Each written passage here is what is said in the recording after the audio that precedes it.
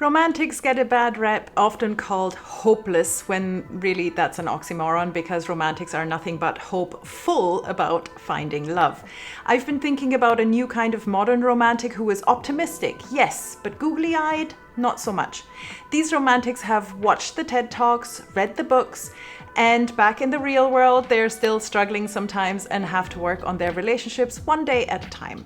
If you're tired of the outdated, binary, happily ever after, relationship escalator kind of advice out there, and you're looking for some honest and real conversations around love in all its messy glory, you might just be a smart romantic.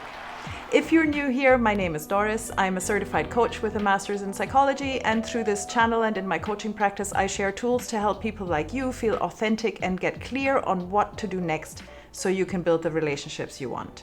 Let's dive into the 5 signs.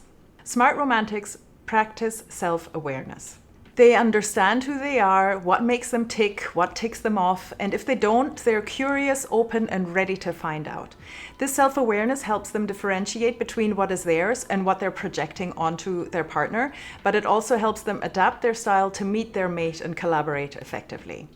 Smart romantics are also mature. I don't necessarily mean they're mature in number of years, but more in terms of mindful development.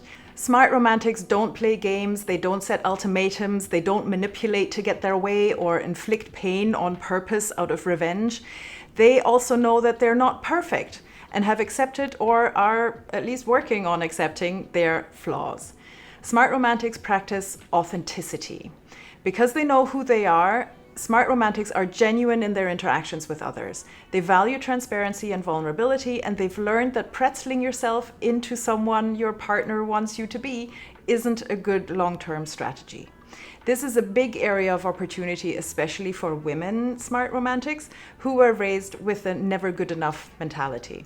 There's a lot of room to develop self-compassion, self-love, and we're going to get into those in future videos. Smart romantics also practice being realistic. Long gone are the days when we bought into the myth that one soulmate will complete us and hold the key to our happiness. Smart romantics know that relationships get messy, people change, and people make mistakes. Sometimes even love isn't enough to keep us from hurting one another. But expecting bumps in the roads helps us prepare for them. And then when we take responsibility for our feelings and actions, we can practice repairing the little cracks before they bring the whole house down. Most of all, realistic smart romantics know that this is an ongoing process, which is why it's so important to have a partner who's willing to do the maintenance work with you. Smart romantics also practice transparency to a point. Because they value authenticity in themselves and others, smart romantics have excellent communication skills, or at least the desire to practice and improve them. They are honest in asking for and giving out feedback, and skilled in setting loving boundaries. Some secrets are absolutely okay, even encouraged, but where many male smart romantics have room for growth is balancing their need for autonomy with communicating so with kindness and compassion. You'll notice I've used the words practice a lot to describe these signs, and that's to acknowledge that it's all a work in progress and some days will be better than others.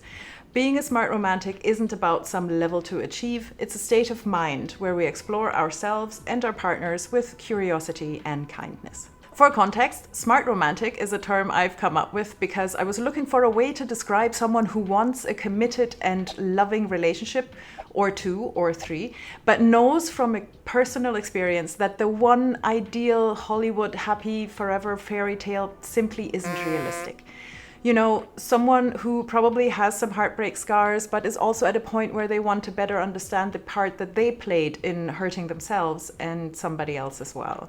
In short, somebody who is already self-aware-ish, but knows there's always more to learn about how they can grow and adapt to make their current or next relationship even better.